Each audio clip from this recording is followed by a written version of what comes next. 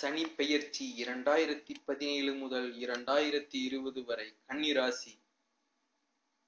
ஆறாவது ராசியாக இருக்கும் கன்னி ராசியின் அதிபதியான புதன் உங்கள் ராசிநாதன் ஆவார்.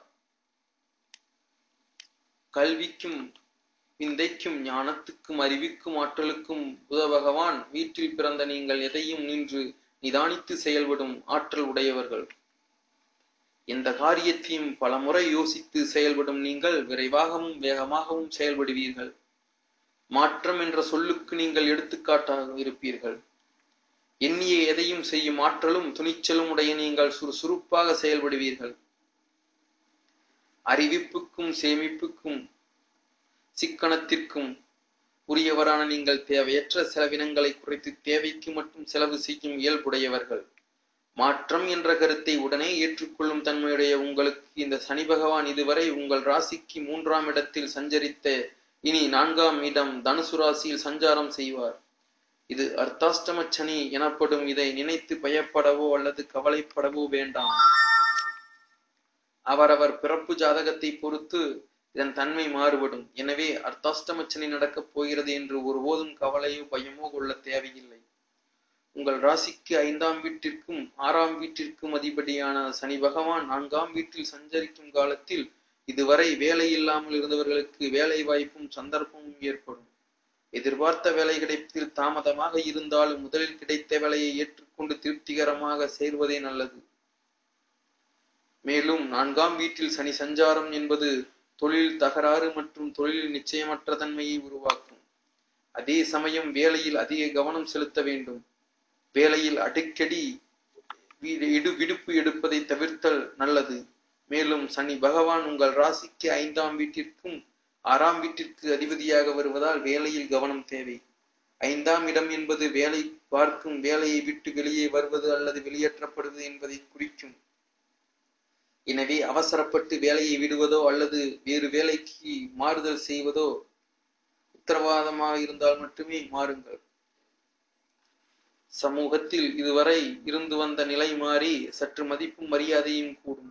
இதுவரை இருந்து வந்த தேவையற்ற அலைச்சல்கள் குறைந்து ஒரே இடத்தில் நிலையாக இருக்க வாய்ப்புகள் அமையும். அதே சமயம் அதிக உழைப்பு குறைந்த வருவாய் என்ற சூழ்நிலையில் சனி பகவான் உருவாக்குவார். எனவே உழைப்புக்கு அஞ்சாமல் வேலையில் சளைப்பில்லாமல் விரும்பி செய்தல் வேண்டும். அப்பொழுதுதான் வேலையில் நீண்ட நாட்கள் நிலைத்திருக்க முடியும். இல்லையெனில் வேலையில் அலுப்பும் சலிப்பும் தோன்றி வேலையை விட வேண்டி வரும். உங்களது லக்கினத்தில் 2ஆம் வீட்டிற்கு அதிபதி சுக்கிரன் ஆவார். அதனால் இதுவரை இருந்து வந்த பொருளாதார தேக்க நிலை மாறி பணவரமும் பொருள் வரமும் அதிகரிக்கும். இதுவரை கையை விட்டு போன பொருட்கள், நகைகள், பத்திரங்கள் திரும்பி வீடு வந்து சேரும். பேச்சில் சாமர்த்தியம் அதிகரித்து காணப்படும். பொருளாதார நிலை மேம்படும். சுறுசுறுப்பும் உற்சாகமும் ஏற்படும். இதுவரை இருந்து வந்த மந்த தயக்கம், குழப்பம், தேக்கம், தடுமாற்றம் பொறுமையுடன் செயல்பட ஆரம்பிப்பீர்கள். புதிய முயற்சிகளில் ஈடுபடும் பொழுது சற்று கவனம் தேவை. தேவையற்ற விஷயங்களில் தலையிடக்கூடாது. சகோதரர்களால் அன்பும் ஆதரவும் இருந்தாலும் அவர்களால் நிம்மதியற்ற சூழ்நிலை நிலவும். நெருங்கிய உறவினர்களை விட்டு பிரிய நேரிடும். எதிர்பார்த்த செய்திகள், தகவல்கள் வந்து சற்று தாமதித்து சாதகமாக வந்து சேரும். இடம் வாங்குவதற்கும் வீடு வாங்குவதற்கும் வண்டி வாகனங்கள் வாங்குவதற்கும் வாய்ப்புகள் தானாக வந்து சேரும். தாயாரின் உடல் ஆரோக்கியத்தில் அதிக கவனம் தேவை. குறிப்பாக உங்களது உடல் நலத்தில் அதிக கவனம் தேவை. இனம் தெரியாத நோய்கள் வந்து சேரும். குறிப்பாக சளித்தொல்லை அவதிப்பட நேரிடும். சுப நிகழ்ச்சிகளில் கலந்து கொள்வதில் அதிக கவனம் தேவை. அதில் மகிழ்ச்சியற்ற செயல்கள் நடந்தேறும். குழந்தைகளால் நிம்மதியற்ற சூழ்நிலை உருவாகும். குடும்பத்தில் சுபகாரியங்கள், சுப நிகழ்ச்சிகள் சற்று தாமதத்திற்கு பின்பே நடக்கும். நேரத்திற்கு உணவு அருந்த வேண்டும். வழக்குகள் சாதகமாக இராது. தாய்மாமன்களின் அன்பும் ஆதரவும் இருந்து வரும். கேட்ட இடத்தில் கடன்கள் கிடைக்கும். கடன்கள் அதிகரித்துக் கொண்டே போகும். கணவன் மனைவி உறவு சற்று சுமாராக இருந்து வரும். வலுவான போராட்டத்திற்கு பின் காதல் நிறைந்து காதலால் தேவையற்ற மன வருத்தங்களும் வேதனைகளும் வந்து சேரும். தொழில் முதலீட்டில் அதிக கவனம் தேவை. தேவையற்ற முதலீடு கூடாது. தொழில் கூட்டாளிகளுக்காக உழைக்க வேண்டி வரும். தந்தையாரின் அன்பும் ஆதரவும் கிட்டும்.